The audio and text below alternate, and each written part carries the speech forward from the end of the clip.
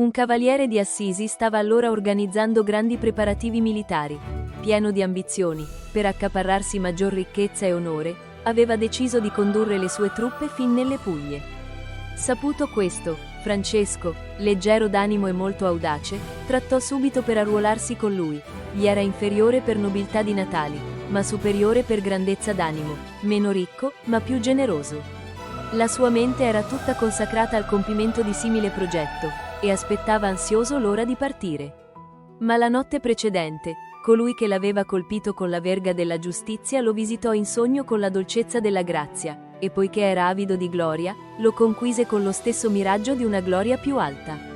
Gli sembrò di vedere la casa tappezzata di armi, selle, scudi, lance e altri ordigni bellici, e se ne rallegrava grandemente, domandandosi stupito che cosa fosse. Il suo sguardo infatti non era abituato alla visione di quegli strumenti in casa, ma piuttosto a cataste di panno da vendere. E mentre era non poco sorpreso davanti all'avvenimento inaspettato, si sente dire: tutte queste armi sono per te e i tuoi soldati. La mattina dopo, destandosi, si alzò con il cuore inondato di gioia e, interpretando la visione come ottimo auspicio, non dubitava un istante del successo della sua spedizione nelle Puglie.